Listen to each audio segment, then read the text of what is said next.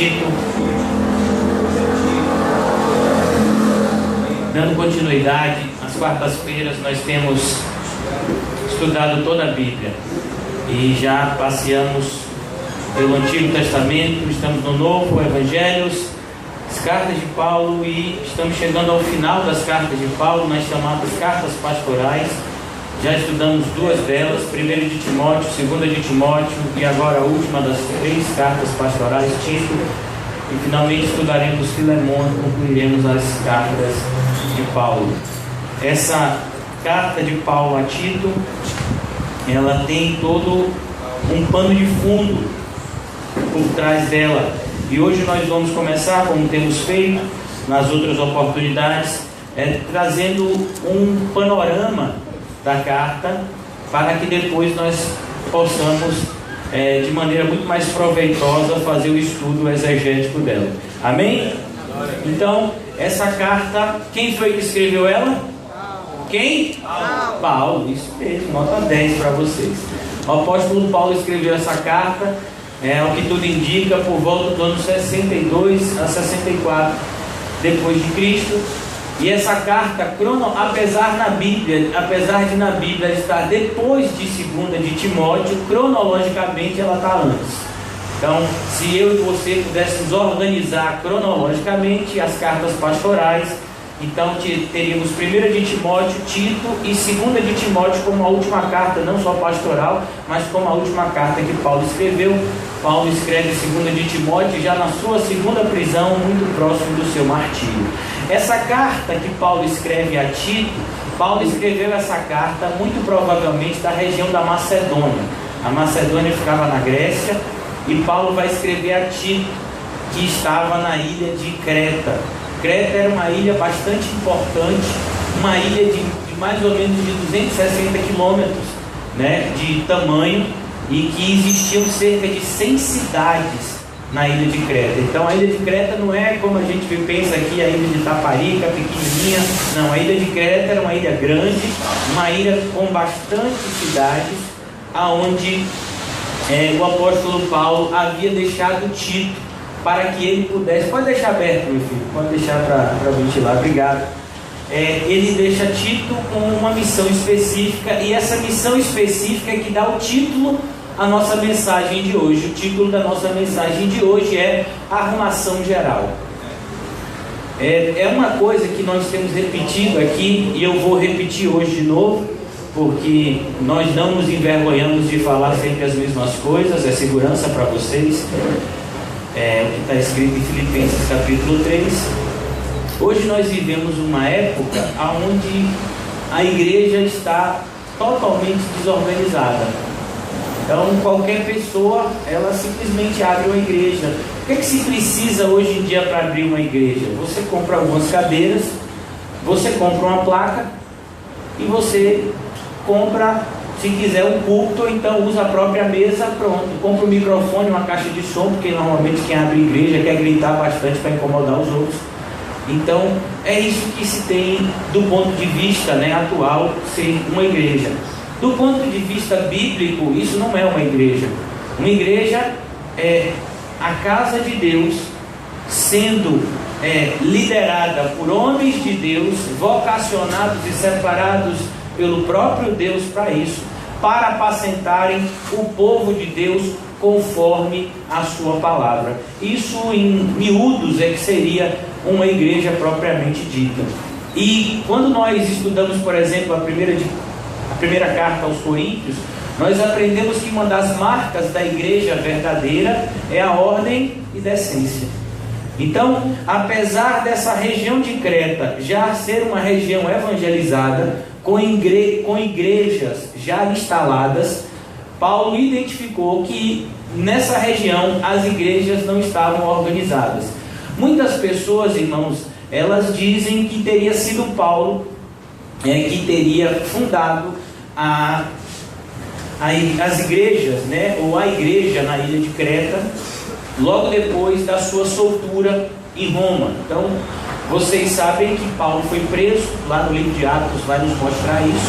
Paulo é preso em Jerusalém, e ele fica 2 anos em Cesareia, ele fica muito provavelmente mais 2 anos em Roma preso. Ele é julgado nessa primeira prisão e ele é solto, era uma prisão de cunho religioso. E depois dessa soltura, Paulo teria feito uma 4ª e uma 5ª viagem missionária. E aí então, já na época de Nero, Paulo havia sido acusado de terrorismo, né? Ele teria sido preso, não mais uma prisão religiosa, mas agora uma prisão civil, penal, e ele teria sido martirizado nessa 2ª prisão. E Paulo teria escrito essa carta a Tito nesse interstício da sua 1ª e 2ª prisão.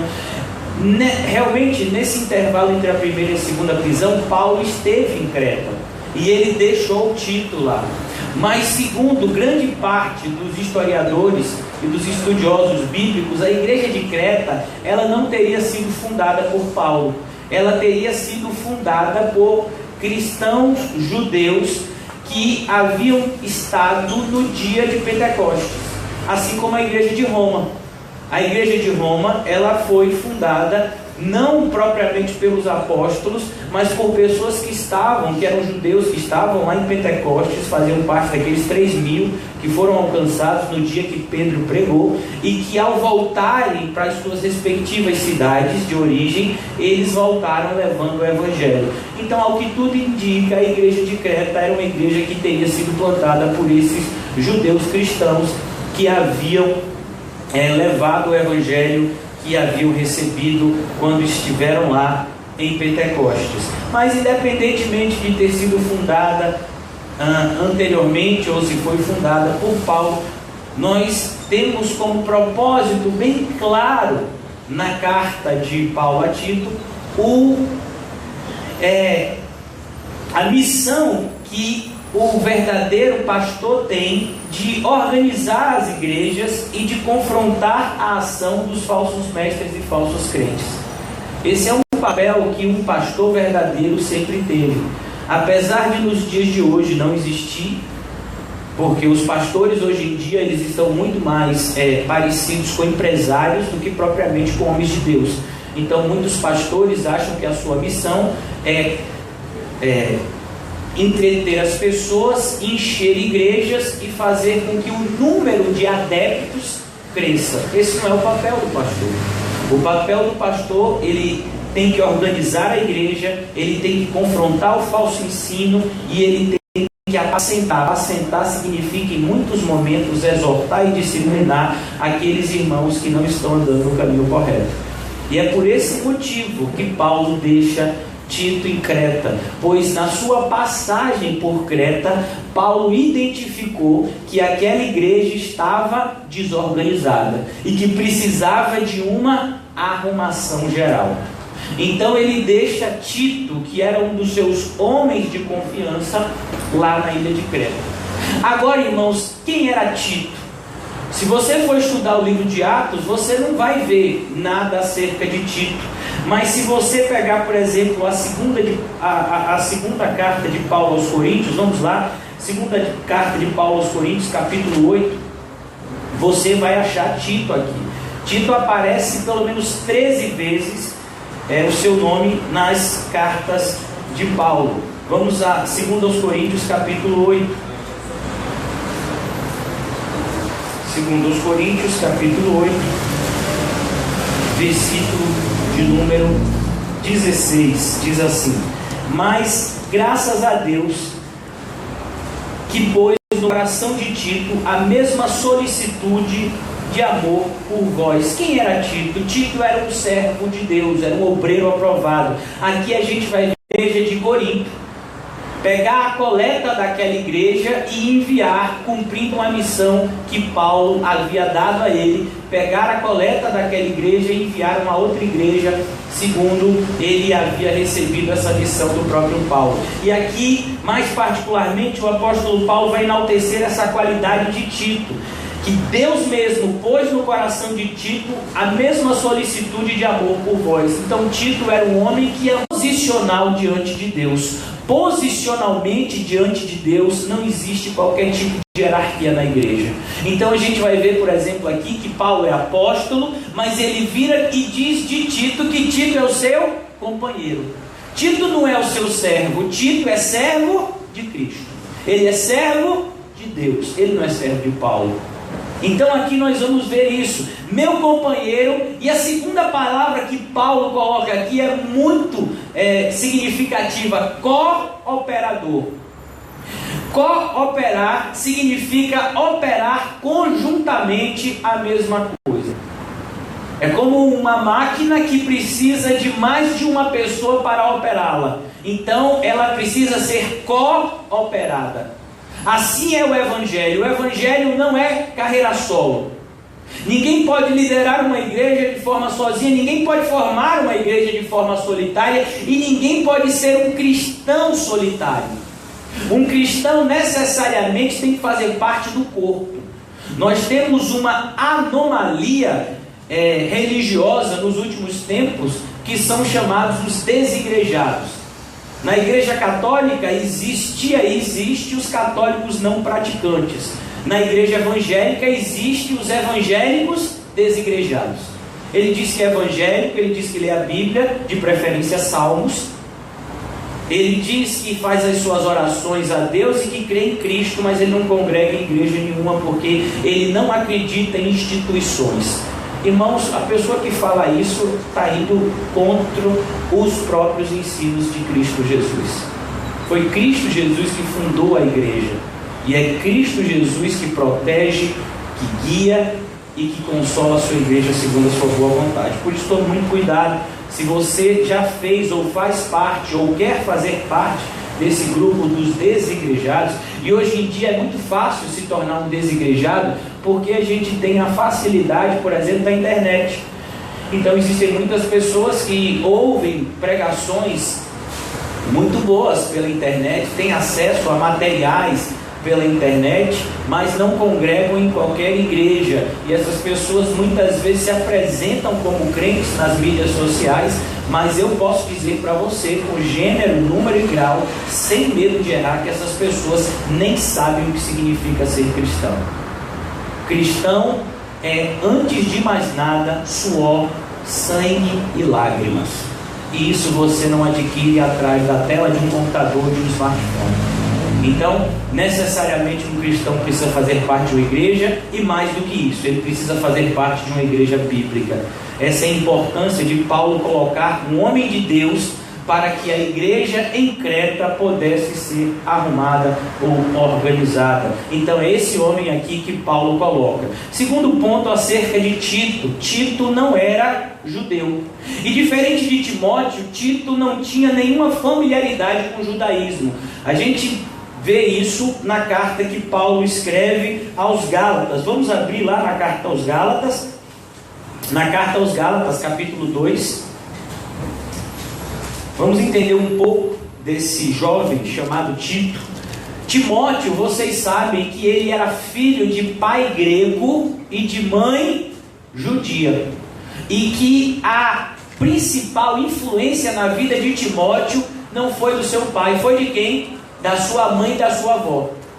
As duas tiveram uma influência enorme na vida espiritual de Timóteo, a ponto de Paulo dizer a Timóteo que ele tinha sido familiarizado com a santa palavra de Deus desde criança, desde menino. Então Timóteo havia aprendido a sã doutrina, a palavra de Deus, através da sua avó e da sua mãe, mas ele não havia sido circuncidado. Por quê?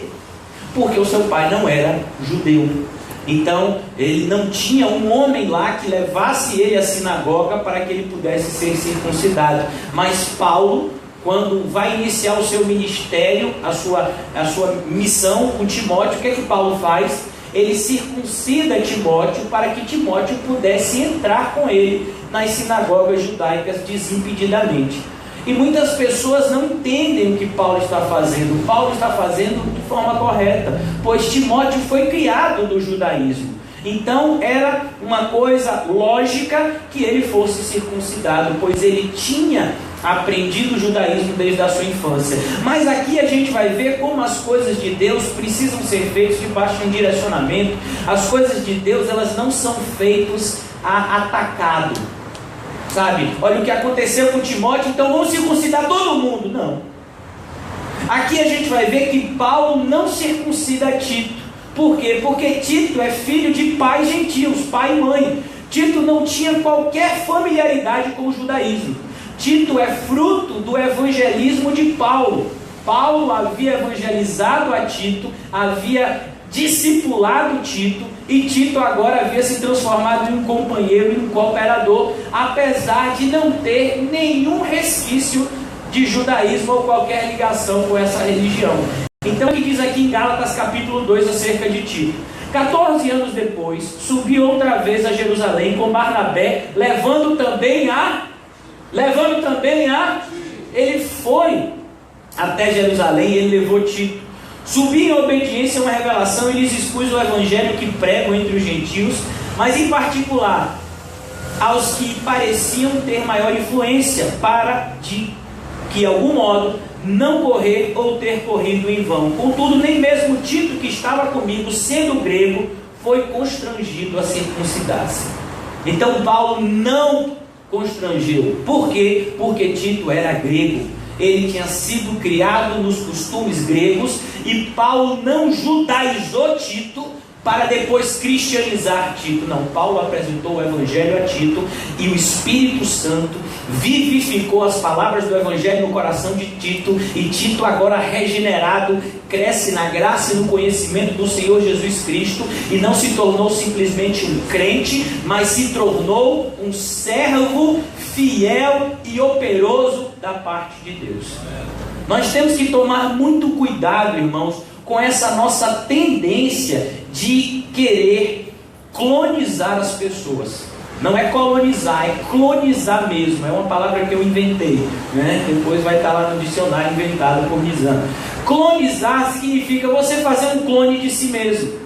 Nas igrejas acontece muito isso. Então a gente não quer simplesmente apresentar Cristo e permitir que Cristo alcance o coração daquela pessoa e vivifique aquela pessoa segundo a sua vontade. A gente quer clonizar ela. A gente quer que aquela pessoa faça as mesmas coisas que a gente. Então, quando a gente fica em pé, a gente quer que a pessoa fique em pé. Quando a gente sente, a gente quer que a pessoa sente. A gente quer que a pessoa leia a Bíblia do mesmo jeito que a gente lê, que pregue do mesmo jeito que a gente pregue, e muitas vezes que se relacione com Deus do mesmo jeito que a gente se relacione, e as coisas de Deus não são assim. Deus tem uma forma de tratar com cada um, apesar da doutrina ser única, mas a maneira de Deus tratar com cada um muitas vezes é diferente, segundo a realidade pessoal de cada um. O Deus que está no controle de todas as coisas, Ele sabe muito bem como conduzir a sua obra. E nós temos que tomar bastante cuidado para a gente não entrar. O que eu falei para vocês de clonizar, do ponto de vista teológico, recebe o nome de legalismo. Isso que é o legalismo. É quando nós instituímos regrinhas que não são bíblicas para que as pessoas façam parte do nosso clube. Então, isso é o legalismo. Ah, você quer fazer parte da nossa igreja, que é bíblica? Então você tem que se vestir assim, você tem que se falar assim, e você tem que fazer assim. Não é assim que a gente faz. Nós apresentamos a Cristo, esse crucificado, nós ensinamos todas as doutrinas de Cristo, e o próprio Cristo há de vivificar cada uma das palavras no coração das pessoas e vai usá-las segundo a sua boa vontade.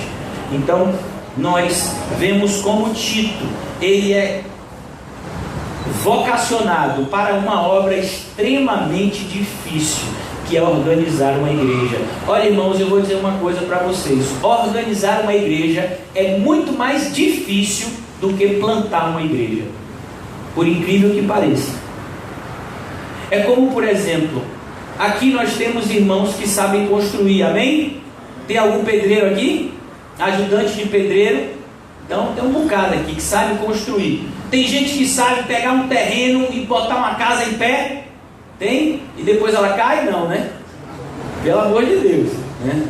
Então, você sabe que um terreno que está sem nada é muito mais fácil de construir do que você pegar uma casa que está toda caída para depois você construir em cima dela. O que você vai ter que fazer? Você vai ter que quebrar aquilo tudo, você vai ter que recolher os escombros, você vai ter que limpar a área para depois você começar a tarefa. A partir do momento que quando você pega a terra já o quê? Já limpa, já plana, é só você começar a construção. E a mesma coisa é do ponto de vista espiritual. Quando nós chegamos em uma igreja desestruturada, é muito mais trabalhoso do que quando nós chegamos em um lugar que muitas vezes o evangelho ainda não foi pregado. Quando nós chegamos em uma igreja desestruturada, quando nós chegamos a um grupo de cristãos que tem sido muitas vezes alimentado com falsas doutrinas, para que as verdadeiras doutrinas entrem no seu ser interior, vai precisar muitas vezes de paciência, de longanimidade e de perseverança da parte dos obreiros para que isso aconteça. Porque a primeira reação dos ouvintes vai ser o quê? Vai ser reagir de forma muitas vezes ostensiva àquela palavra que eles não estão acostumados. E vai precisar de muito poder de Deus para que esse lugar desorganizado se torne organizado. É por isso que Paulo colocou Tito, que já havia provado. Paulo já havia enviado Tito a uma outra igreja que não era um exemplo de organização. Que igreja era essa? Corinto. Quando você lê primeiro aos Coríntios, você vê o que Paulo diz àquela igreja. Eu queria falar com vocês como a espirituais, mas não posso porque vocês são carnais. Olha que coisa essa. E foi para essa igreja tão problemática que Paulo enviou Tito. Parece que Tito era o cara da missão problemática, né? Como o pastor Arthur e Mansanda, tem uma igreja problemática, envia eles vão dar um jeito nisso. Então, a gente observa aqui que a missão de Tito era uma missão extremamente difícil, como a missão de Timóteo, por exemplo, de liderar uma igreja grande, extremamente influente, que era a igreja de Éfeso. E Timóteo era jovem e as pessoas tinham uma rejeição natural por conta da idade de Timóteo. E então aqui a gente vai ver que Tito enfrenta grandes dificuldades nesse seu ministério. Mas não pode ser diferente, irmãos, pois todos aqueles que querem servir a Cristo, amém? Tem alguém que quer servir a Cristo aqui? Tem? Então você tem que esperar dificuldades. Se você estiver servindo a Cristo e o negócio estiver fácil, provavelmente você pegou o caminho errado. É melhor você olhar no GPS, bota no Google Maps, né, caminho do céu, que você deve ter errado o caminho. Pede para corrigir a rota. Porque o caminho que eu e você, na qualidade de servos de Deus, trilhamos é um caminho estreito. Então aqui, irmãos, agora, seguindo essa nossa liturgia, na apresentação da carta ao Tito, eu vou apresentar a vocês os 5 pontos basilares da carta. A carta a Tito, que é uma carta pequena, das cartas pastorais, é a menor de todas, possui somente 3 capítulos, mas ela tem uma riqueza muito grande em relação às doutrinas da fé. A gente vai ver aqui, eu separei 5 pontos que podem resumir toda a estrutura da carta. E esses 5 pontos são importantes que a gente tenha na nossa mente antes mesmo da gente começar o estudo, para que nós possamos aproveitar melhor. Em primeiro lugar, o que a gente aqui já falou indiretamente, é que a igreja deve ser organizada com líderes qualificados, com líderes verdadeiramente homens de Deus. Mas a gente tem visto hoje em dia que as coisas têm sido feitas mesmo de qualquer jeito. Então, por exemplo, pastor, aqui na igreja a gente precisa de um diácono. E sabe, quem é que tem qualidade para ser diácono? Rapaz, assim, se a gente for olhar para a Bíblia, ninguém tem qualidade para ser diácono. Mas tem um irmãozinho aqui na igreja, seu Antônio, que tem muito dinheiro. Amém, seu Antônio? Eu acho que vão encontrar ouro lá na sua fazenda, no interior. O que você acha? É bom encontrar ouro? E você vai fazer o que com tanto dinheiro? No banco? Você não vai ajudar as pessoas não, seu Antônio? Não vai ajudar não? Ajuda, né? Olha você. Então, aí você de repente pega um irmãozinho na igreja que tem mais dinheiro e diz assim, como o nosso irmão Leandro, é a cara da riqueza, né? Você olha aqui, rapaz, tem uma camisa aqui cheia de leão, sabe? Não sei o que é isso aqui, mas é bonito. Então ele está aqui, a gente pega um irmãozinho de repente que tem mais dinheiro, que tem mais condição, ou de repente tem uma qualidade intelectual maior, e a gente diz assim, a partir de hoje você vai ser o diácono da igreja. A pessoa não tem qualquer qualificação espiritual para isso. Ela não foi vocacionada, ela não foi separada, ela não foi confirmada da parte de Deus, mas a gente está com necessidade. É como, por exemplo, aqui na igreja nós estamos mensalmente indo visitar uma instituição com o objetivo de evangelizar naquele lugar, não somente as crianças, mas as mães. Mas muitas vezes não, tem que levar 12 pessoas, mas a gente botou aqui no papel, só tem 8. Vamos fazer o seguinte, pega fulano, mas eles não são nem crentes, mas pega, é para fazer volume, de jeito nenhum. A Bíblia diz que um pouquinho de fermento leveda toda a massa. Um pouquinho só. Sabe, a gente não coloca as pessoas para fechar o espaço ou para suprir uma necessidade. Está faltando obreiro? Sempre teve, meu filho. O que é que a gente faz? A gente ora. A Bíblia diz que a seara é grande e que os ceifeiros são poucos. Ore para o dono da seara para que ele envie ceifeiros. A gente vai ver, por exemplo, nessa carta, que você sabe quem é que vai chegar aqui para ajudar? Tito, um dos maiores pregadores da história da igreja no primeiro século, nada mais, nada menos do que o próprio Apolo. Apolo vai chegar por aqui, Paulo vai dizer nessa carta, ó, quando Apolo aparecer por aí, ajuda ele, viu? Não deixa faltar nada para ele. É o próprio Deus que vai enviar as pessoas necessárias para que a sua obra seja feita. A gente tem que tomar muito cuidado, irmãos, em colocar pessoas despreparadas, desqualificadas e não vocacionadas para fazer algo na casa de Deus. A gente tem que ter muito cuidado, porque as coisas têm sido feitas dessa forma. Nós não podemos fazer as coisas nem por obrigação nem por necessidade. Nós fazemos as coisas por um direcionamento claro da parte do nosso Salvador. Então aqui nós aprendemos isso. A igreja de Cristo precisa de líderes bíblicos, de homens de Deus. Ela não precisa de pessoas que ensinem, porque professor, meu filho, está cheio de gente. Você dá uma aula de Bíblia é a coisa mais fácil. Eu pego você aqui, meu filho, a gente passa 2 semanas, eu te ensino, a gente coloca 5, 6 pontos, eu coloco uns vídeos para você assistir, e qualquer um de vocês faz uma pregação. Mas será que a pregação de vocês vai ser abençoada por Deus? Muito provavelmente não.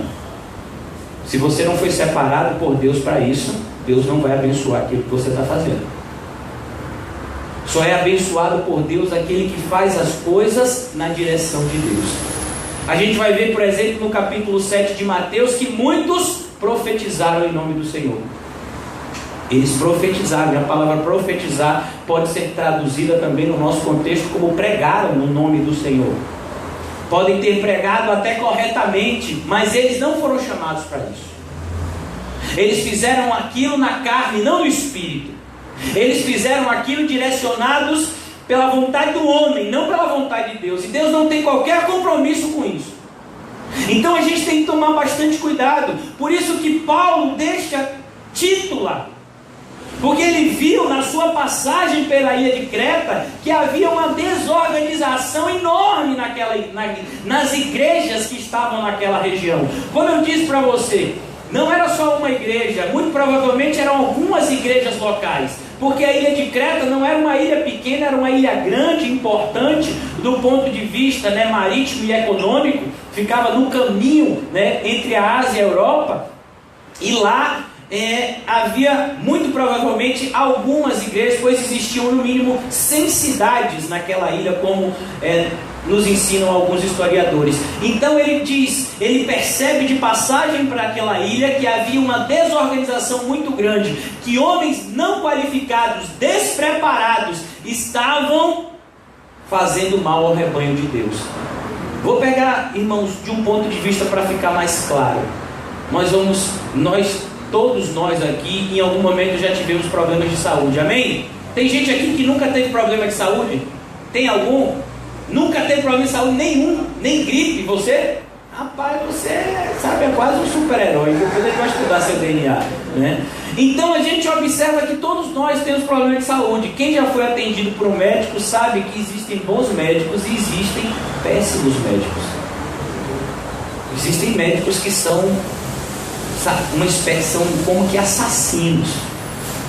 A gente vê o caso todos os dias de pessoas que são vítimas de erros médicos, pessoas que não são qualificadas para essa profissão tão digna e tão séria, mas fazem muitas vezes só por dinheiro E elas matam pessoas quando prescrevem remédios errados, quando dão diagnósticos equivocados, porque não se entregaram à sua profissão, não estão fazendo aquilo por amor, muitas vezes estão fazendo aquilo só para ganhar dinheiro. Então elas escrevem qualquer coisa, como você vai ver, por exemplo, o médico que vai fazer uma cirurgia na pessoa e esquece gás, e esquece muitas vezes instrumentos que são usados dentro da pessoa e costura a pessoa com aquilo dentro. Então a pessoa começa a se sentir mal, quando faz um raio-x, a ultrassom, olha um monte de coisa dentro do estômago da pessoa. A pessoa podia ter morrido. Do mesmo ponto de vista, irmãos, não é qualquer pessoa que foi qualificada para guiar o povo de Deus. Não é qualquer pessoa que tem uma vocação dada por Deus para pregar a sua palavra. A gente vai ver, por exemplo, que Barnabé era homem de Deus. Alguma pessoa tem dúvida disso? Alguma pessoa duvida que Barnabé é homem de Deus? Agora eu queria que você pegasse o livro de Atos e me mostrasse na viagem missionária uma pregação de Barnabé.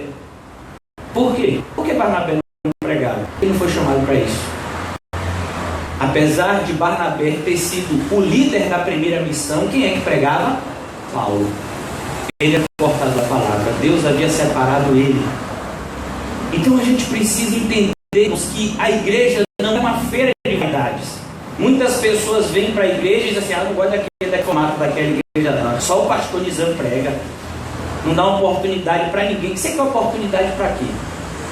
Você vai falar o quê aqui? Você foi separado por Deus para isso? Sabe, a gente precisa entender a seriedade disso. Por isso que Paulo deixa um homem com essa missão. Hoje em dia ninguém faria o que Paulo fez. Paulo, muito provavelmente nos dias de hoje, não, crente é do evangelho, então vamos para outro lugar. Paulo disse: não. O evangelho foi pregado em Creta, mas se não for cuidado, vai se perder tudo. É como, por exemplo, irmãos, quantos de vocês já trabalharam no campo? Já fizeram algum trabalho na agricultura? Você, quando você planta a semente, acabou o trabalho? Não, meu filho. Muitas vezes você vai ter que capinar, você vai ter que regar. Por quê? Porque senão aquela semente se perde se você não cuidar do solo como deve ser cuidado. Então a gente tem que tomar bastante cuidado. Sabe? Muito cuidado para que você e eu não sejamos enganados por pessoas desqualificadas. Uma das marcas dos falsos mestres é que eles parecem santos, mas por dentro são demônios. Eles se travestem de ministros de justiça, é o que diz 2 de Coríntios. Eles se travestem. Externamente eles se parecem mais santos do que os verdadeiros homens de Deus. As pessoas diziam em Corinto, por exemplo, que foi atacada muito pelos falsos mestres, que a aparência de Paulo era desprezível. Paulo não tinha uma preocupação muito grande com a vaidade. E as pessoas diziam: olha que maltrapilho, olha que homem feio, olha como ele se veste com as roupas horríveis. Paulo não se preocupava com isso.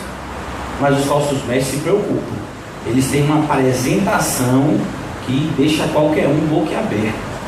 São ternos, sapatos, relógios, tudo isso com o objetivo de demonstrar um zelo falso da parte de Deus. A pessoa se veste com roupas caríssimas e aí diz: não, eu me vesti assim é para Deus. Mentira, você se vestiu assim para impressionar os outros. Você se vestiu assim para enganar os outros. Foi para isso que você se vestiu assim. Então a gente precisa ter muito cuidado, irmãos, porque como em Creta, as igrejas hoje no Brasil têm sido muito atacadas por esse contingente de falsos mestres e que produzem uma grande desorganização na igreja. Normalmente esses falsos mestres, eles são itinerantes. Eles saem de igreja em igreja plantando a semente ruim. E a gente tem que tomar muito cuidado na qualidade de pastores, para que isso não aconteça na congregação local que nós fomos vocacionados para apacentar. Segundo lugar, de forma muito clara, Paulo vai dizer a Tito, deve-se resistir aos falsos mestres. Nós devemos resistir a ele. Como é que resistimos aos falsos mestres? Pregando a verdade. Você não aceita as doutrinas dos falsos mestres. Nós não aceitamos qualquer coisa. Quando a pessoa vem, muitas vezes nos traz qualquer doutrina, se não for bíblica, ela vai ser o quê? Rechaçada. Ela vai ser rejeitada. Ah, pastor, eu congregava em uma igreja que eles faziam isso e isso. Meu filho, não é bíblico não, a gente não faz isso aqui não. É como, por exemplo, tem pessoas que dizem assim: pastor, eu congreguei em uma igreja que lá tinha curso de batismo.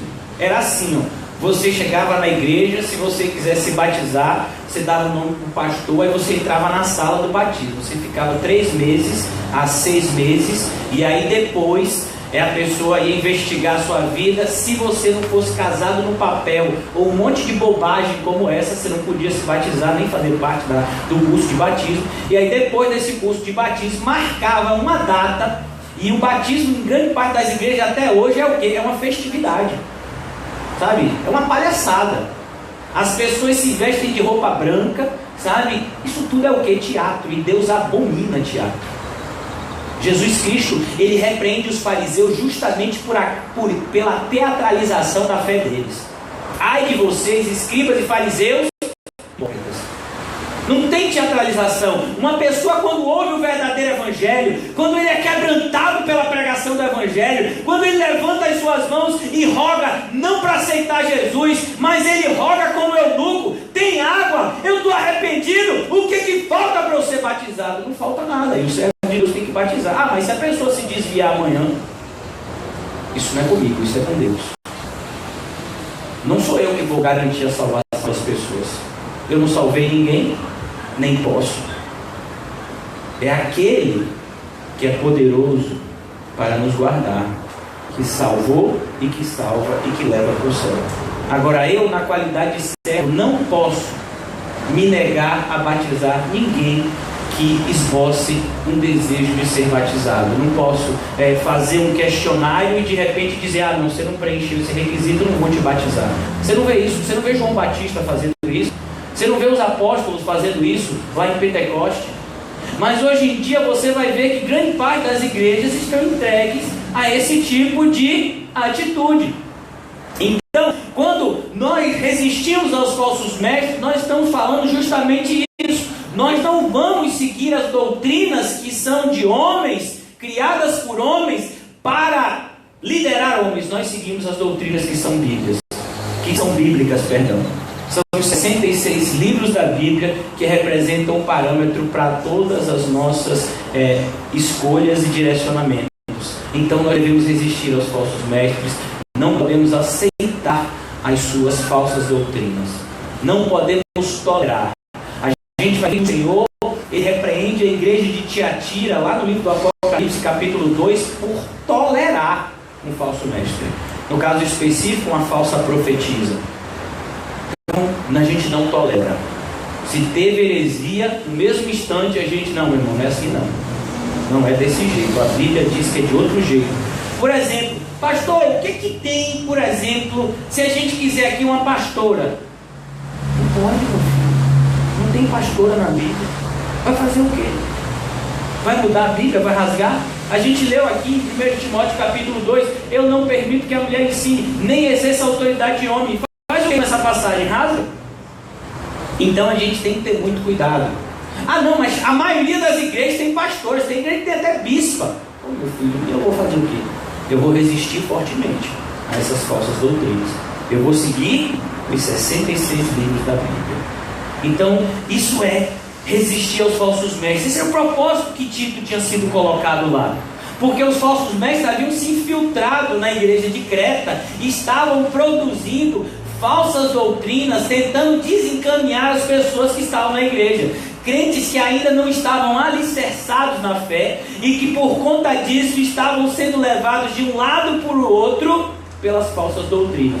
Eles ouviam de repente uma pregação bíblica e diziam: é verdade, é desse jeito. Depois ouviam uma pregação antibíblica e diziam: rapaz, será que o pastor está certo? Porque o rapaz aqui está falando outra coisa. Então a gente tem que estar alicerçado, irmãos, na sã doutrina, para que não venhamos a ser removidos facilmente da fé que de uma vez por todas foi dada aos santos, como está escrito na carta de Judas. Terceiro lugar, há responsabilidades especiais em grupos específicos na igreja. Na igreja, irmãos, todos somos iguais, mas nem todos somos iguais. Que loucura, né? Tem um monte de paradoxo. É como a Bíblia vai dizer assim: olha, você quer viver? Quero, então morra. Você quer ganhar? Então tem que perder. Então todo mundo é igual, mas todo mundo é diferente. Todo mundo é igual do ponto de vista do seu relacionamento com Deus. Todos estamos debaixo da mesma graça. Todos estamos debaixo da mesma fé. Todos somos guiados pelo mesmo Espírito. Todos seguimos a mesma palavra. Mas no tratamento de uns para com os outros, há diferença. Por exemplo, eu não posso tratar uma senhora do mesmo jeito que eu trato um senhor. Eu não posso tratar um idoso do mesmo jeito que eu trato um jovem. Eu não posso tratar uma criança do mesmo jeito que eu trato um adulto. Então, na igreja, olha, irmãos, você quer ver uma coisa que me indigna? É quando uma pessoa manda para mim vídeo de criança pregando. Nunca faça isso comigo. Já me mandaram só essa semana uns 3 pelo WhatsApp. Aí normalmente eu pego um texto de Isaías que diz que quando Deus quer punir o povo, Ele bota crianças para governar e para ser juiz sobre a nação. Lugar de criança, irmãos, é até certa idade, na salinha das crianças, aprendendo o Evangelho de acordo com a realidade delas, e depois de certa idade, na igreja, aprendendo o Evangelho para que possa amadurecer e se tornar um homem ou mulher de Deus. Lugar de criança não é pregando o Evangelho, nem para as crianças. Elas não têm maturidade para isso. Quando uma criança prega um Evangelho, ela está fazendo o quê? Ela está sendo um papagaio. Criança, ela tem uma grande facilidade para repetição. Se você botar, por exemplo, uma canção para uma criança, às vezes ela ouve uma vez e ela canta a canção toda para você. Não sei como é explicar isso fisiologicamente, mas a mente das crianças é preparada para repetir. Então, às vezes uma criança está aqui, ela ouve muitas vezes uma pregação, ela é capaz de pegar aquela pregação e repetir aquela pregação toda, mas se você perguntar para elas o que significa, ela não sabe. Sabe, a gente tem que tomar muito cuidado. Você muitas vezes, botar uma criança para pregar é como, por exemplo, você pegar o seu filho de 10 anos, seu filho de 9 anos, bota nele um jaleco, coloca na mão dele um bisturi, pede para ele fazer uma cirurgia em você. Por que você não pede? Agora bota o microfone na mão de uma criança e diz para ela pregar. Isso é uma irresponsabilidade da parte daqueles que deveriam estar liderando a casa de Deus.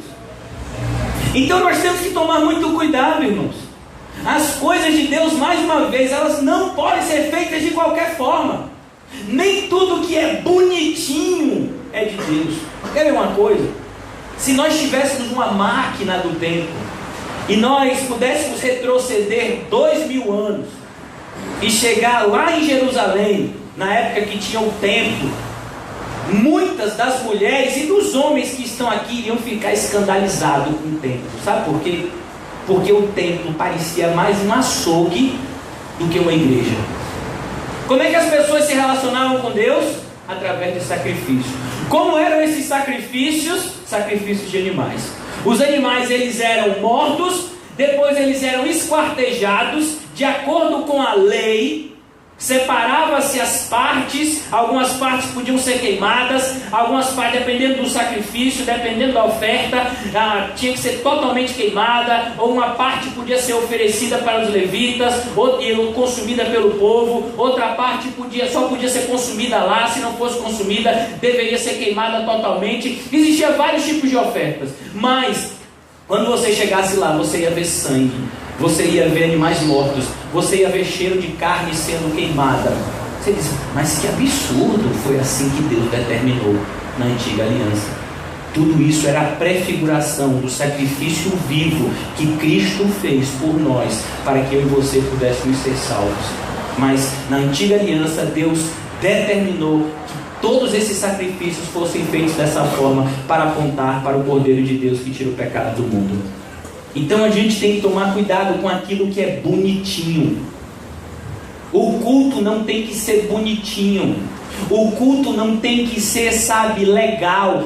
Eu gosto do culto porque o culto tem esse momento, tem esse momento, tem esse momento, tem esse momento.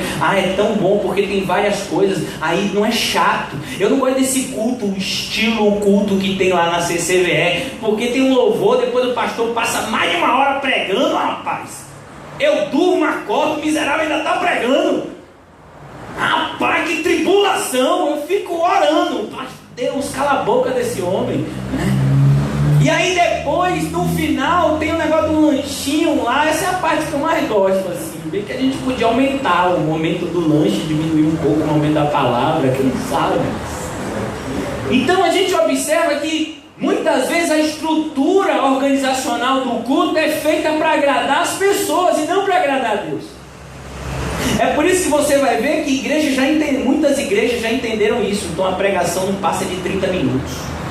Por quê? Porque senão o povo fica enfadado.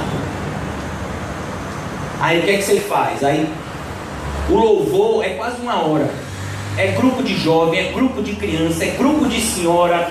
Rapaz, é oportunidade. Chega a gente para dar todo tipo de testemunho. Eu estava com dor de dente, orei a Deus, Deus me ajudou. Eu estava com dor de barriga, orei a Deus, Deus me ajudou. Olha, eu queria dizer aqui aos irmãos que Deus essa semana me honrou, varão, comprei meu primeiro carro. Aleluia, glória a Deus, né? E aí começam os testemunhos. Quando vai a palavra, meu filho, é 20 minutinhos e acaba. Então, rapaz, que culto bênção, não foi? Você viu, irmão? Isso não é culto, irmão. Isso não é culto do ponto de vista de Deus. Culto para Deus é centralidade na palavra. Culto é quando o povo de Deus é ensinado. E através daquele ensino eles crescem na graça e no conhecimento do Senhor Jesus Cristo. Isso é culto. Então, era necessário entender que havia grupos que haviam responsabilidades especiais. Por exemplo, os diáconos. Por exemplo, as mulheres mais velhas. As mulheres mais velhas, irmãos, elas têm obrigação de ensinar as mulheres mais novas a o quê? Assassinarem os seus maridos? Não, amarem eles. Aí chega uma pessoa mais nova na igreja, acabou de casar. Aí encontra uma irmãzinha que está na luta com seu marido. Aí ela diz assim: eu acabei de casar. Aí a irmãzinha olha para ela assim, a irmãzinha já tem 10 anos de igreja. Que pena. Se você tivesse falado comigo 1 semana antes, eu diria: não casa. Sabe? Não, irmão, você tem que dizer: ame o seu marido, mesmo quando ele não merecer. Inclusive quando ele não merecer, porque na maioria das vezes ele não vai merecer. Mas você tem que amar ele a si mesmo, porque o amor não é algo que a gente escolhe, é algo que nos é imposto. Aquele que ama a Deus necessariamente vai amar o seu próximo. E ninguém é tão próximo de você do que o seu cônjuge, no caso sua esposa, seu marido. Então, as mulheres mais velhas, elas têm a sua obrigação sobre as mulheres mais novas, de darem um bom exemplo, de ensinarem coisas que elas mesmas já aprenderam. Então há uma responsabilidade. Muitas vezes nós queremos colocar toda a responsabilidade nas costas dos pastores. Não, irmãos, a igreja não é formada só por pastores. A igreja é formada por obreiros. Se você é um cristão, mas não é um obreiro, você é um falso cristão. Todo cristão foi chamado para servir. Servir a Deus em uma congregação local. É por isso que você faz parte de uma congregação local. Para que você seja edificado. E uma vez edificado, você use os dons que Deus colocou em você para edificação, consolação, conforto de outros. Então a gente observa aqui, 4º ponto: algumas responsabilidades gerais devem ser compartilhadas com todos os crentes. Então, irmãos, tem responsabilidade que é de todo mundo. Por exemplo, a responsabilidade para cuidar da igreja, de quem é? De todo mundo. Não existe um grupo específico. Ô pastor, eu tenho visto que o telhado está para cair na sua cabeça. E você já notou, irmão, que todo telhado está bom? Qual é o telhado que fica ruim? O em cima do púlpito. Rapaz, o diabo nem se esconde, rapaz. Você olha para o telhado da igreja, rapaz, a mesma telha, está tudo bonitinho assim, não se desgasta. Mas o telhado, e a gente até diminuiu o púlpito, viu? Mas o diabo sabe que o púlpito foi diminuído. E ele bota a pastelha começar a cair aonde? Aqui em cima. Mas às vezes a gente pensa que é milagre. Eu estou aqui, começa a cair uns flocos. Eu digo: será que está nevando? É poder de Deus nevar assim, num clima tropical como o nosso? Depois que eu vi: não, rapaz, é a telha que está descendo foliche.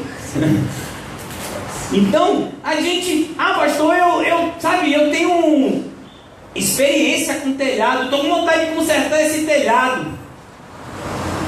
Te abençoo, varão, vai nessa tua força. Chega uma irmãzinha e diz assim: ô pastor, eu não sei assim, mas Deus colocou tanto no meu coração fazer um bolo para trazer para a igreja. Ô rapaz, isso é oração dos meninos do CAC. 4 horas da manhã eles pegam no joelho e dizem: Senhor, abençoa as mulheres da igreja, Senhor, uma mão delas, que elas, sabe, botem o açúcar, a farinha, tudo certinho. Meu Deus, se o Senhor puder botar uma cobertura de doce de leite, ô Pai, eu te agradecerei, né? Então assim, cada um tem um chamado, irmãos.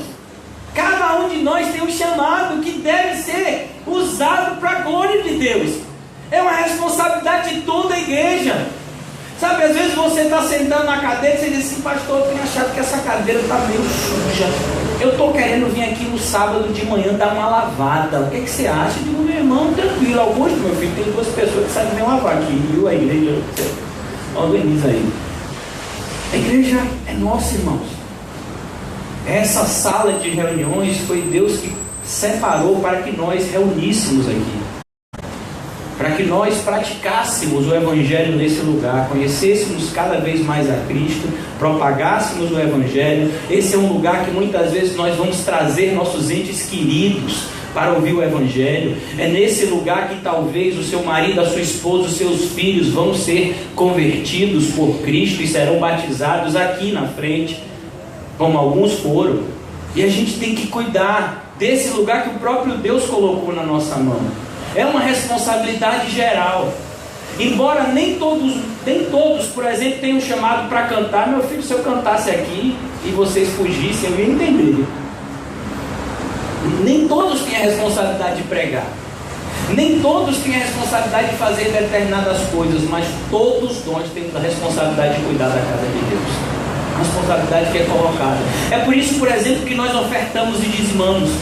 Porque nós entendemos que é através dessas ofertas e dízimos que o próprio Deus vai fazer com que a sua casa seja mantida e o Evangelho seja propagado. Paulo vai dizer, por exemplo, em Romanos: como ouvirão se não há quem pregue? E como pregarão se não forem enviados? É a responsabilidade da igreja enviar missionários, como até o é hoje. Então que a gente tenha bastante cuidado, irmãos, muito cuidado, para que a gente não esteja de repente negligenciando responsabilidades que todos nós temos. Todos nós temos na qualidade de cristãos que congregam nessa igreja local. Há uma responsabilidade sobre todos nós. Nós precisamos cuidar da igreja, não somente do ponto de vista físico, mas do ponto de vista espiritual. Como assim? Todos nós aqui fomos chamados a dar um bom testemunho. Depois a pessoa vai dizer: fulano congrega lá naquela igreja, você viu o que ele fez? A gente tem que dar um bom testemunho. Nosso testemunho pode afastar pessoas, como pode trazer pessoas. Olha a responsabilidade. Essa é uma responsabilidade geral. Todos os cristãos têm essa responsabilidade. É assim que a gente cuida da igreja local também, não somente do ponto de vista físico e material, mas também do ponto de vista espiritual, dando um bom testemunho e sendo uma carta convite aberta para que as pessoas venham conhecer a Cristo neste lugar. Então aqui o apóstolo Paulo nos ensina essa realidade. Em último lugar, toda a conduta cristã deve necessariamente se apoiar em Cristo. Como assim? Cristo, ele é o alvo e ele ao mesmo tempo é o nosso referencial, no sentido de que é ele que está ao nosso lado nos ajudando, mas também é ele, nós buscamos ser iguais a ele. Quando você faz algo na igreja de Cristo, você faz para agradar a quem? A Cristo. E você faz por Cristo, para Cristo e em Cristo. Então Cristo é o referencial na igreja, mas Cristo também é o autor e consumador da nossa fé. O que ele está dizendo aqui? Ele está dizendo aqui que nenhum homem deve receber aplausos. Nenhum homem deve receber, nenhuma mulher deve receber na igreja de Cristo qualquer tipo de mérito. Porque se a gente tem feito alguma coisa de bom, é graças a Cristo que habita em nós. É o que está escrito, por exemplo, em Colossenses: Cristo em nós, a esperança da glória. Um pastor, quando prega segundo a vontade de Deus, é graças a Cristo. Uma senhora, quando de repente está exercendo o seu ministério feminino, em tantas coisas, ajudando pessoas, ensinando crianças, tantas coisas que as mulheres de Deus fazem em nome de Cristo. Você vai ver, por exemplo, o caso de Dorcas, que foi ressuscitada porque ela era uma serva extremamente operosa na igreja do primeiro século. Então a gente vai ver, quando uma pessoa faz isso, ela não merece aplausos. Quem merece aplausos é Cristo. Nós só fazemos porque Ele operou em nós tanto o querer quanto efetuar. Mas nas falsas igrejas, o que mais se busca é o quê? É o mérito. Eu fiz parte, irmãos, de uma igreja que no final do ano as pessoas se reuniam e se dava a placa aos melhores crentes. Fulano vai receber a placa do crente com mais assiduidade. Foi o crente que foi mais aos cultos, tome aqui. Fulano vai receber a placa aqui porque foi ele que deu as maiores ofertas na igreja esse ano. Toma a placa aqui. Irmãos, que coisa vergonhosa. Mas é isso que acontece hoje em dia. Se você dizima, irmãos, pelo amor de Deus, eu não quero saber. Uma das coisas que mais me constrange é quando uma pessoa vem até mim e diz assim: pastor, não deu para eu dizimar nesse mês. Eu me esforço muito para não ser mal educado. Por quê? Porque nós, na qualidade de pastor, não podemos ser mal educados, temos que ter uma palavra temperada. Mas a minha vontade é olhar para a pessoa e dizer assim: o que eu tenho a ver com isso? Não, o seu dízimo e a sua oferta é um relacionamento seu e de Deus. Não tem nada a ver com isso. Você está tentando me comprar dizendo isso?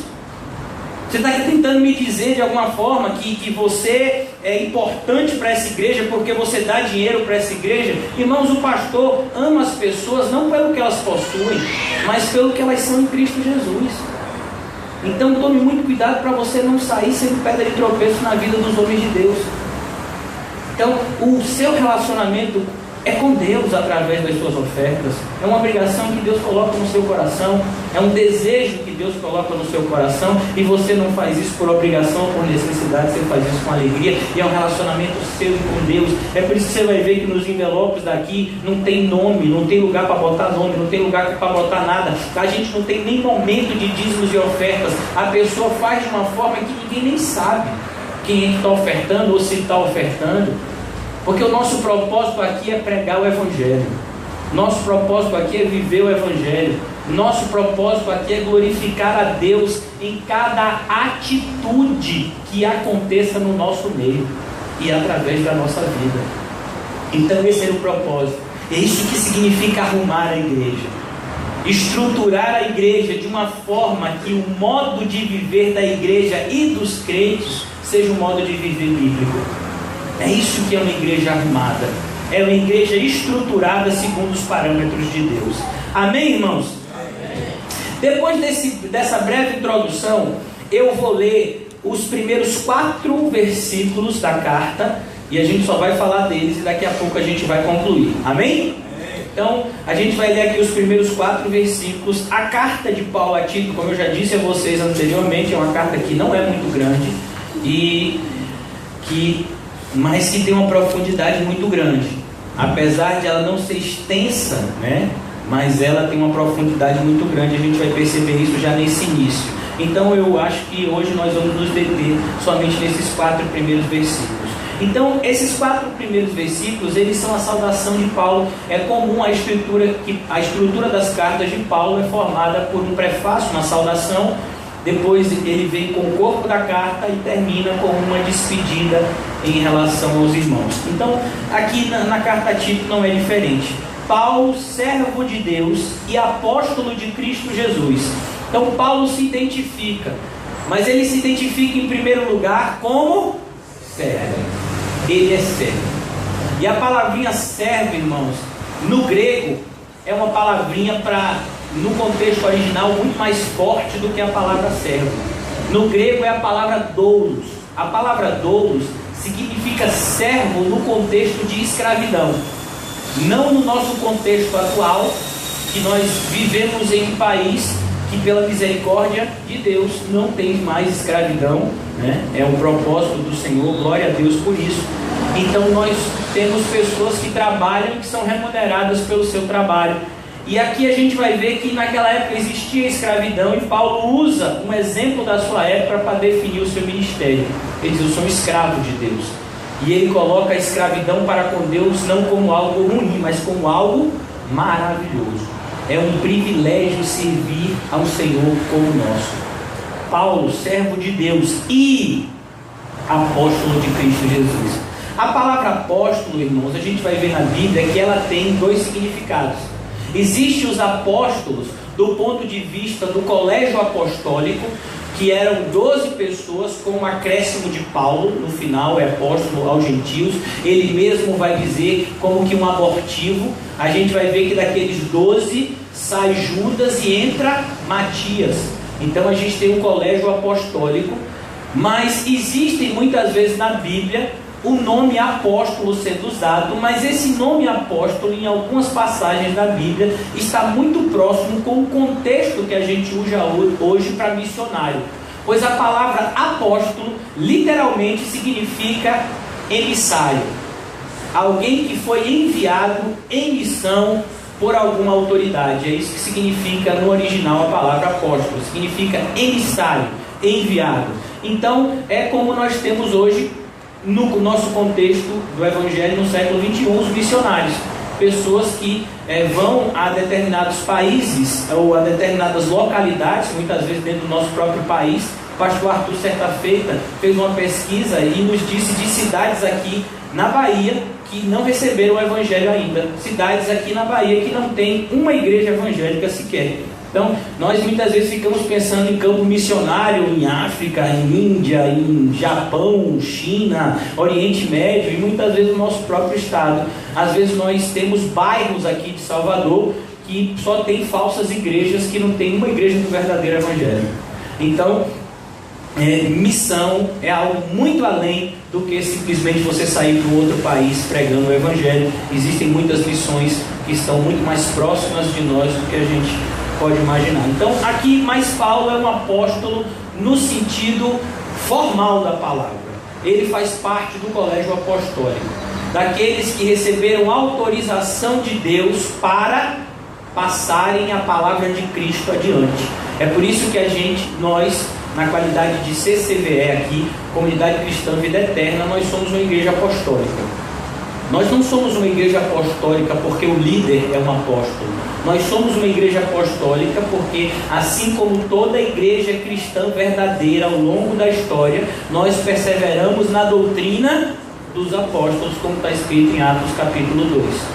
Então, os apóstolos, eles receberam diretamente de Cristo, e com Paulo não foi diferente. Paulo vai dizer em uma das suas cartas: e eu não recebi o evangelho de homem algum, foi o próprio Cristo que entregou o evangelho para mim. Então o apóstolo é aquele que teve um encontro com Cristo e que recebeu essa comissão direta de Cristo para ensinar as doutrinas de Cristo. Então, depois que a Bíblia foi encerrada, nós não temos mais a necessidade dos apóstolos. Por quê? Porque a doutrina dos apóstolos se encerra nos 27 livros do Novo Testamento. É sobre esses 27 livros do Novo Testamento que a igreja está alicerçada.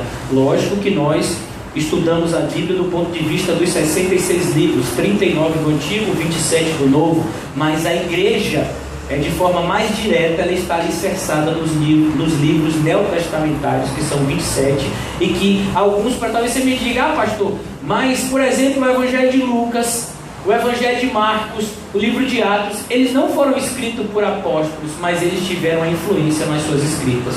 É por isso que algumas pessoas, por exemplo, dizem que o Evangelho de Lucas seria um Evangelho de Paulo, porque Lucas tinha sido evangelizado, ensinado e influenciado pelo próprio Paulo. A mesma coisa é o Evangelho de Marcos. Marcos, ele foi um jovem que foi um filho na fé do apóstolo Pedro.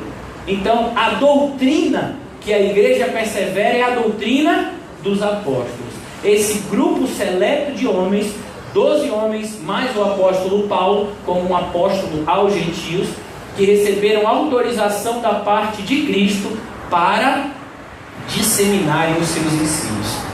Então toda a igreja persevera na doutrina dos apóstolos. É por isso que não existem apóstolos nos dias de hoje. Ah, pastor, mas eu faço parte de uma igreja que o líder é um apóstolo, então isso já é um sinal que é uma falsa igreja. Não existem apóstolos nos dias de hoje. Hoje você tem pastores e mestres. Então aqui nós temos que tomar muito cuidado com o falso ensino. Segundo ponto aqui, para promover a fé que é dos eleitos de Deus. Olha que coisa, irmãos. Quando a gente começa aqui, talvez a gente nem chegue aos outros versículos, porque a gente vai se deter aqui. Olha qual é a missão. Qual é a missão de Paulo? Vou repetir. Para promover a fé que é dos eleitos de Deus. A fé é de todos. O nosso objetivo é converter a todos. O nosso objetivo é, encher a igreja? Não. O nosso objetivo é promover a fé que é de quem? Dos eleitos de Deus. Deus elegeu um grupo de pessoas. A grande questão, irmãos, é que eu não sei quem são esse grupo. Eu não sei quem são as pessoas que formam esse grupo. O joio e o trigo, eles são muito parecidos. E eu e você não temos visão espiritual para discernir, porque muitas vezes para mim, para você, Judas seria um homem de Deus, e depois ele vai se revelar o quê? Um servo das trevas. Para mim, para você, talvez aquele ladrão na cruz seria um servo do cão, mas foi o primeiro homem a entrar no paraíso. Então nós precisamos pregar o evangelho a toda criatura, foi o que Jesus nos disse.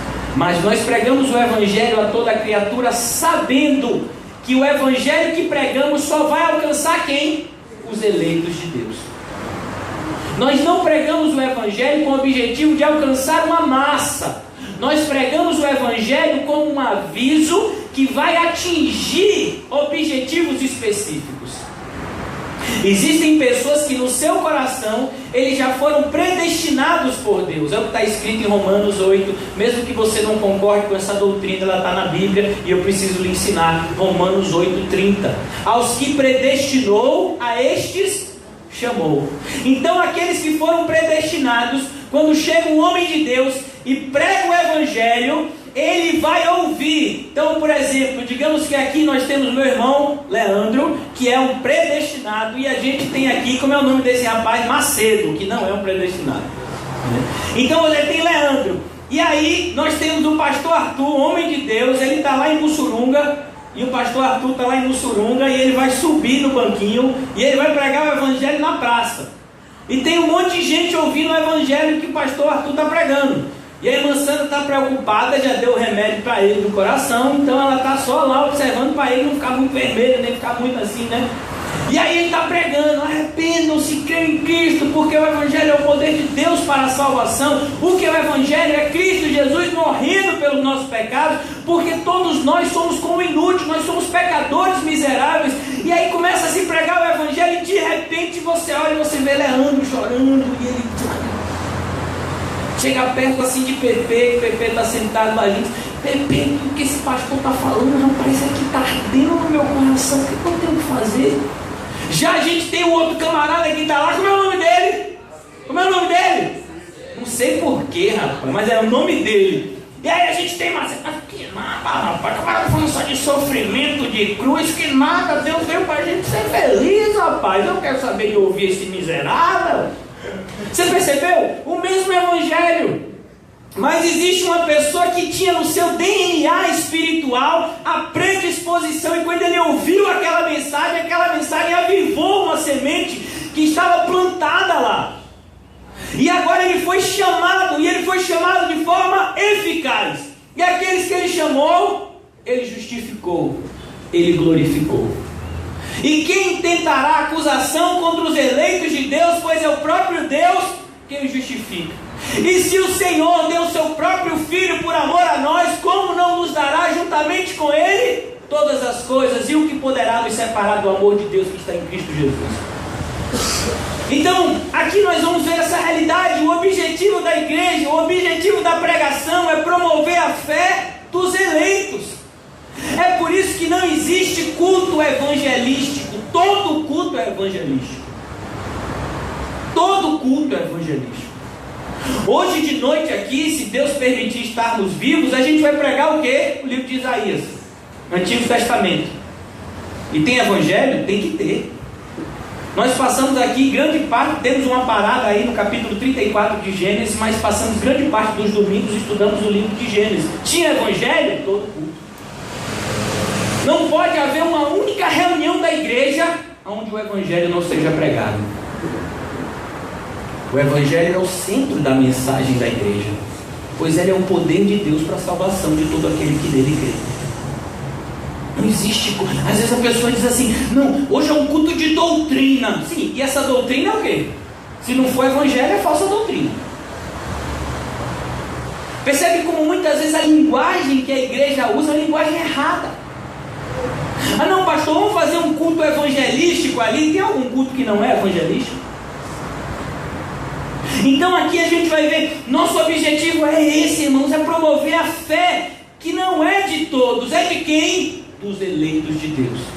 Por isso que Paulo vai dizer o que diz em 1 Coríntios 9: eu fiz de tudo para com todos, para se possível.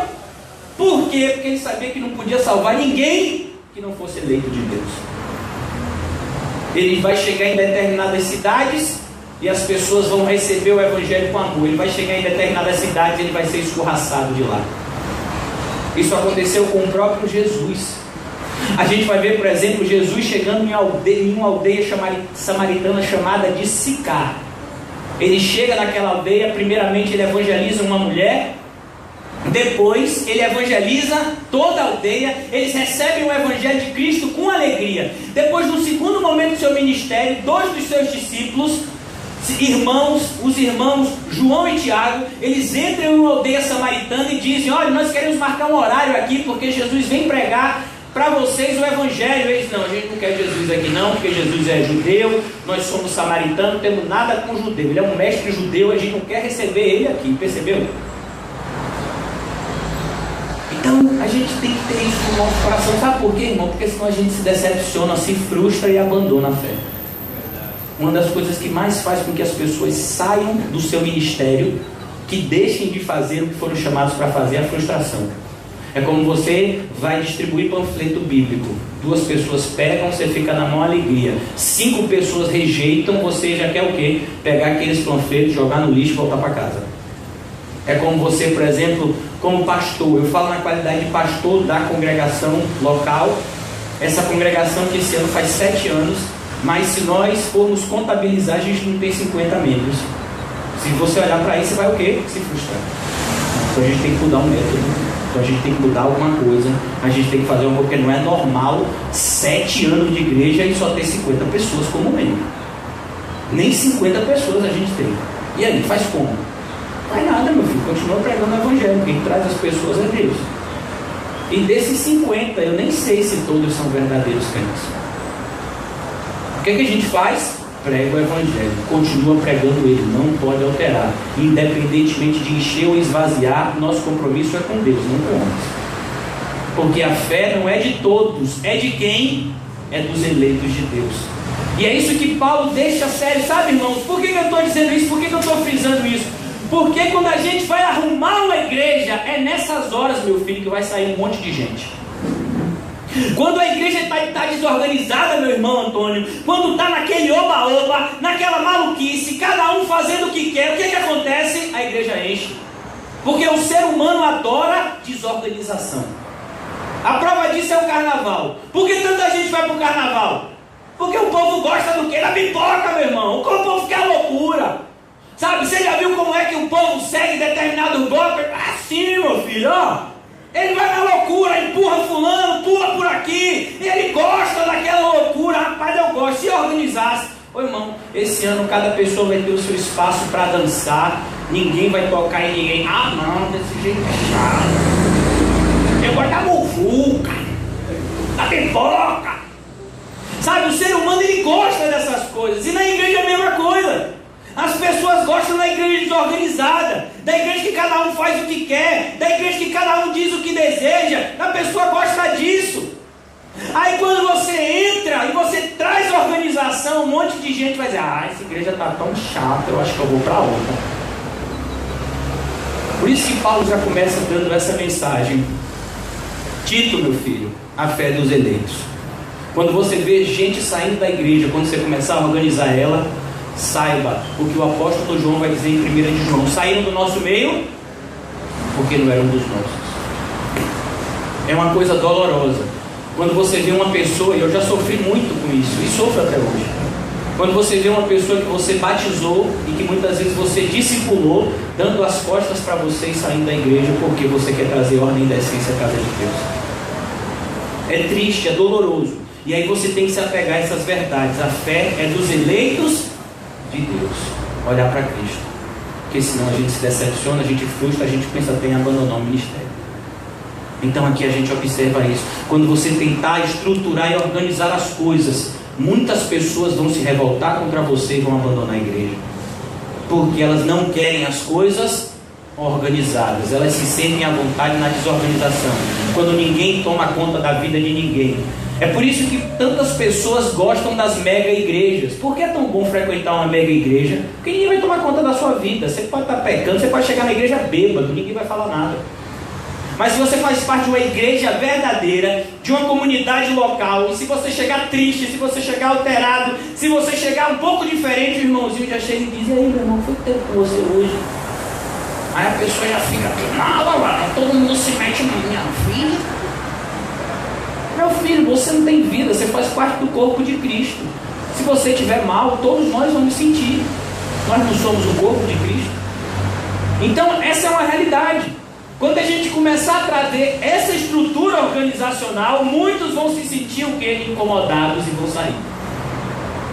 É como disse, por exemplo, o pastor Paul Washer. Ele foi chamado certa feita por um pastor para pregar na igreja dele. Pastor, eu vi aqui o senhor falando dos atributos de Deus, que os atributos de Deus é uma coisa importante para a igreja saber hoje, o Deus que crê. Eu queria que o senhor fizesse uma série de pregações lá na minha igreja sobre os atributos de Deus. Pastor Paul Washer olhou para o pastor e disse: você tem certeza?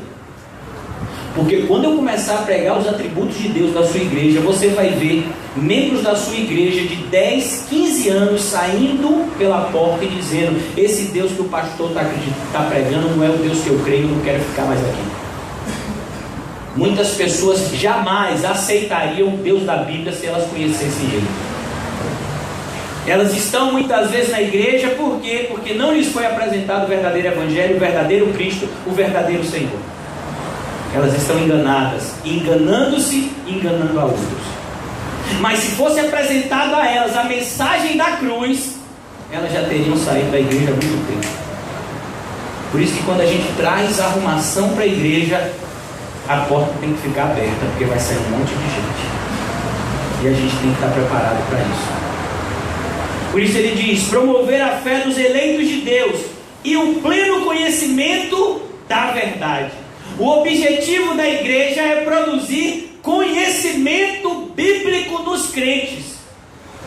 Sabe, você não tem que sair da igreja dizendo: eu senti que o culto foi bom hoje. O que foi que você aprendeu, meu irmão? Eu quero saber o que você aprendeu. Eu não quero saber o que você sentiu. Eu não estou nem aí para o que você sentiu. Eu quero saber o que você aprendeu da parte de Deus nessa manhã. A palavra de Deus, ela tem que trazer conhecimento na nossa alma. Agora deixa eu lhe dizer, esse conhecimento não pode ser separado da prática. Tem muitas pessoas que são bons na teoria e péssimos na prática. É por isso que ele vai dizer aqui, olha: o pleno conhecimento da verdade segundo a piedade. O que é a piedade? A piedade é uma vida sincera, aonde você pratica aquilo que você professa. É isso que seria em miúdos piedade. É quando você não é um hipócrita, mas quando você pega todo aquele conhecimento bíblico e transforma em boas ações, em ações segundo tudo aquilo que o Senhor Jesus lhe ensinou. É quando você ama o inimigo, é quando você dá a segunda face, é quando você, a segunda face, o que é a outra face, é quando você caminha a segunda légua, é quando você começa a praticar as verdades que você aprende. Isso é piedade. Por isso ele diz: o objetivo do conhecimento não é o conhecimento pelo conhecimento, Não é transformar os cristãos da igreja em eruditos bíblicos. Não, eu conheço muito a carta de Tito, eu sou um expert na carta de Timóteo. Não, essas cartas que nós temos estudado recentemente, elas têm que mudar a nossa maneira de viver. A gente tem que aprender essas cartas e aplicar o conhecimento que é aprendido de maneira prática na nossa vida. É assim que o verdadeiro ensino é disseminado e que as igrejas são alicerçadas. Se não houver conhecimento e piedade, rapidamente as paredes da igreja vão ruir. O que fundamenta a igreja, o que dá estrutura para que a igreja possa crescer é o quê? Fé verdadeira em Cristo e uma vida cristã correta. Fé e piedade, ortodoxia e prática cristã, essas duas coisas são alicerce para que a igreja possa crescer de maneira saudável. E é isso que Paulo já começa dizendo a esse homem que tinha essa difícil missão de organizar uma igreja que havia crescido de forma completamente desestruturada. E ele vai dizer aqui, versículo 2, eu já estou concluindo, irmãos: na esperança da vida eterna, que o Deus que não pode mentir prometeu antes dos tempos eternos. Qual é a única promessa que a igreja dissemina? A vida eterna. Eu não sei se Deus vai pagar suas contas, eu não sei se Deus vai curar você, não sei se Deus vai curar sua saúde, eu não sei se Deus vai restaurar o seu casamento, eu não sei se Deus vai converter os seus filhos. Nós vamos orar fervorosamente por isso, mas eu não sei. O que eu sei é que se você crê em Cristo, você receberá a vida eterna. É o que está escrito, por exemplo, em João, no capítulo 5,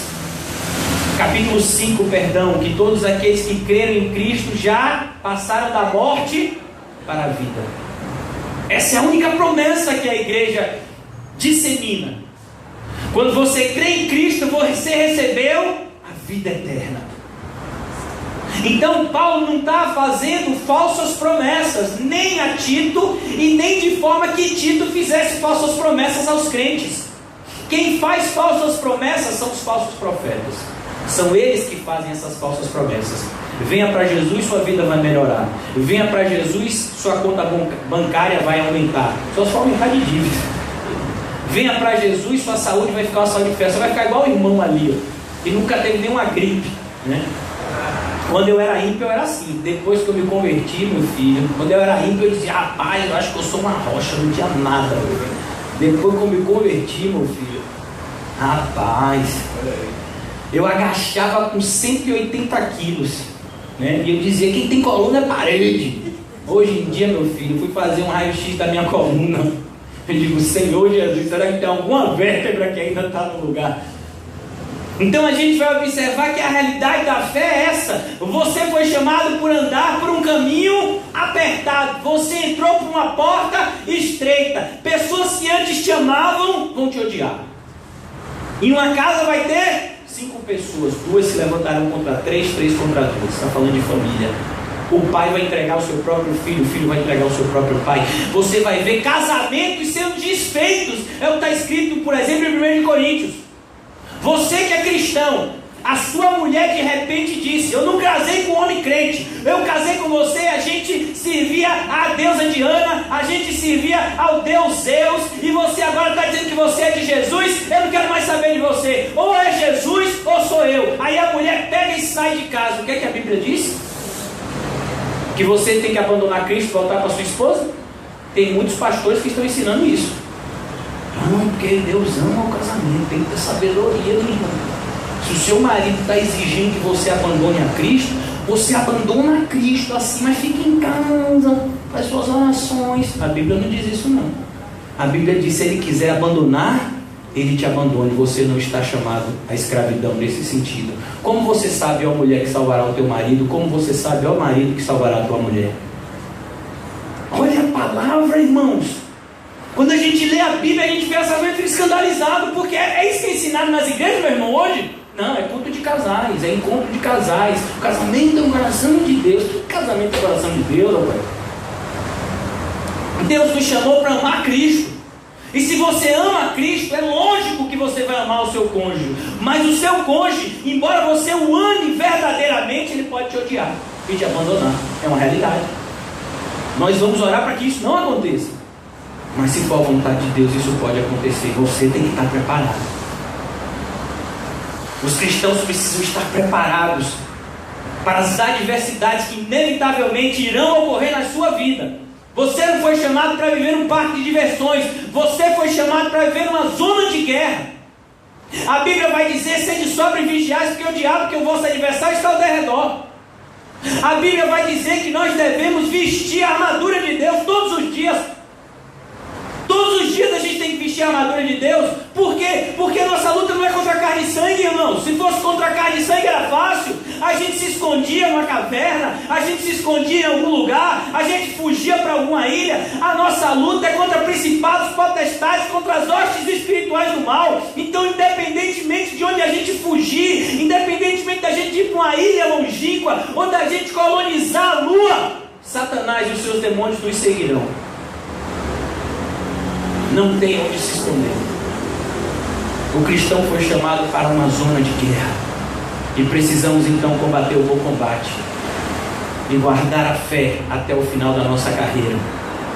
É por isso, irmãos, que ele diz aqui: na esperança da vida eterna. Por isso que essa esperança é tão importante. É como uma igreja verdadeira, uma igreja bíblica, uma igreja cheia de homens e mulheres de Deus, que era a igreja de Esmirna. Ela recebe uma carta, e na carta que ela recebe lá em Apocalipse capítulo 2, não tem nenhuma palavra de conforto, meu irmão. Pelo menos não conforto do ponto de vista carnal.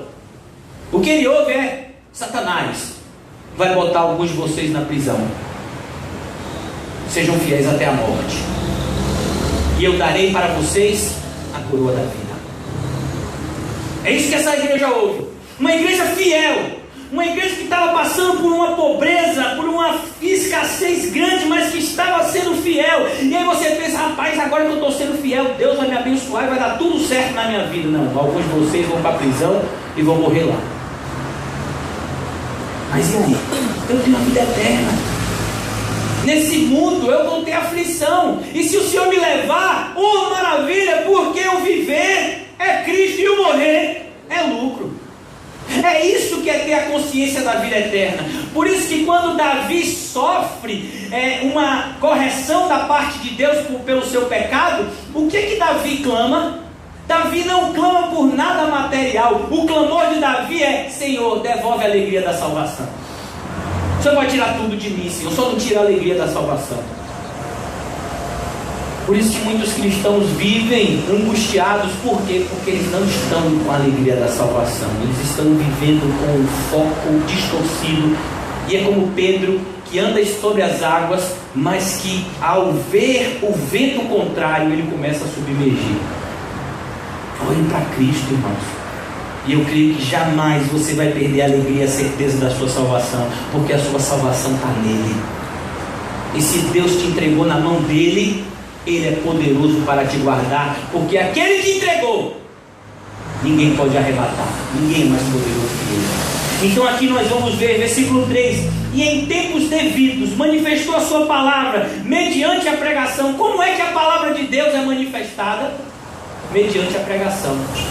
Irmãos, eu vou dizer uma coisa verdadeira, e não se escandalize: uma pregação vale mais do que 100 dias você lendo a sua Bíblia sozinho. Se você prestou atenção na pregação de hoje de manhã, só essa pregação de hoje de manhã, não é porque sou eu não, qualquer homem bíblico, qualquer homem de Deus pregando da parte de Deus, uma pregação edifica mais do que 100 dias você lendo a sua Bíblia sozinho. É por isso que Satanás, muitas vezes, ele faz questão de tirar os cristãos da onde? Da igreja. Aí a pessoa, você fala com a pessoa, não pastor, fique tranquilo, mas eu estou lendo a Bíblia em casa. Mas fique tranquilo, mas eu estou vendo, sabe, algumas coisas aqui pela internet. Mas fique tranquilo, porque eu estou fazendo minhas orações. Aprove a Deus salvar o mundo pela loucura da pregação. Pregação, a palavra de Deus passada de forma oral e de forma presencial. Nós temos vivido na era do EAD. O que é o EAD? Ensino à distância. Fácil fazer faculdade hoje em dia. Qualquer hora você entra no computador lá, tem a sua aula. Você não precisa mais se vestir de farda para ir para a faculdade. Você mesmo de pijama, os cabelos tudo rupiado, remela. Você entra no computador e está lá vendo a aula, faz a sua prova, né? Você está fazendo o quê? Estou fazendo minha prova, sabe? Mas de pijama, com esses cabelos rupiados, com remela, com esse bafo que não escovou o dente ainda. Porque você vai ir para a faculdade é um porre. Eu prefiro o meu ensino à distância. As pessoas estão assim hoje em dia. Eu não quero mais saber esse negócio de igreja, eu quero congregar à distância. Deus não deixa isso. Por isso que eu digo para você, você pode assistir 100 pregações pela internet, não vale como uma pregação na igreja. Você pode ler a Bíblia toda 10 vezes, não vale como um texto lido aqui na igreja, por toda a igreja. Por quê? Porque Deus organizou as suas coisas dessa forma. É como, por exemplo, irmãos, você pega um carro. Vou pegar um exemplo aqui do carro mais potente da Bahia. Ele tem até um apelido, Pérola Negra, está ali do outro lado.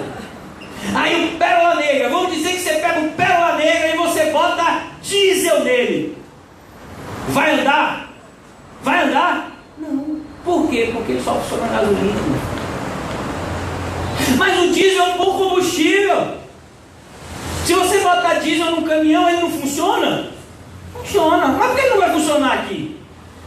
É como pessoas, por exemplo, dizem, não, o carro não é a álcool. Aí ele vai e pega o álcool de farmácia e bota no carro. O que é que ele vai fazer? Ele está quebrando o carro dele. Mas não é álcool do mesmo jeito? Mas não é o mesmo álcool, meu filho. Sabe, a composição química é totalmente diferente. Então a gente tem que observar isso. Se eu ver a pregação na igreja, não é a mesma coisa eu ver a pregação em casa? Não, nada a ver. Você pode ser edificado, mas de uma proporção muito menor.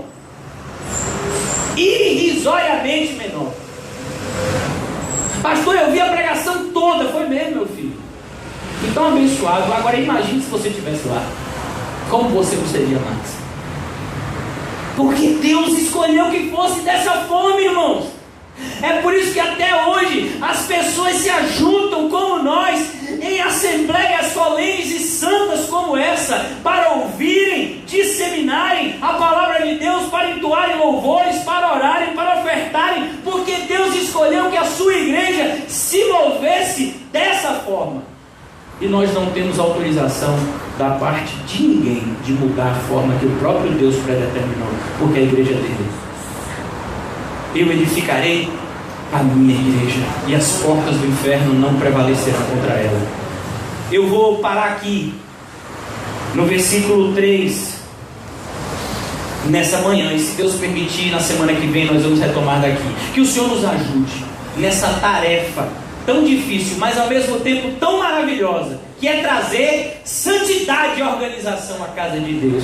Quando nós mergulhamos nessa tarefa, irmãos, de cabeça, só pode acontecer uma coisa com a sua vida: você ser abençoado. Ó Senhor, muito obrigado por essa manhã tão abençoadora e abençoada nas nossas vidas, Senhor. Continua, Senhor, a derramar dessa graça maravilhosa sobre nós, Senhor. Sem ti nada somos, Senhor. Sem ti nada podemos fazer, mas contigo podemos todas as coisas, porque o Senhor nos dará força. Nos ajuda, meu Deus, nessa manhã a aprendermos a viver contente em toda e qualquer situação.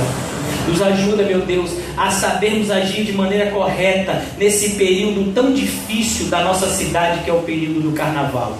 Nos ajuda a agir da maneira correta, Senhor. Enche o nosso coração de fé. Nos enche da espiritualidade correta. Que as pessoas vejam Cristo na nossa face, Senhor. Que as pessoas ouçam a Cristo dos nossos lábios. Que as pessoas vejam a Cristo nas nossas pegadas, Senhor. Pois nós seguimos o mesmo caminho que o Senhor Jesus seguiu. Abençoa-nos com essa bênção, Senhor, de sermos feitos à imagem e semelhança do unigênito Filho de Deus, Senhor. Em nome de Jesus, amém e graças a Deus. Saúdem os seus irmãos com um cumprimento que é santo. E diga para ele: o caminho é estreito, mas é esse mesmo que te leva para o céu.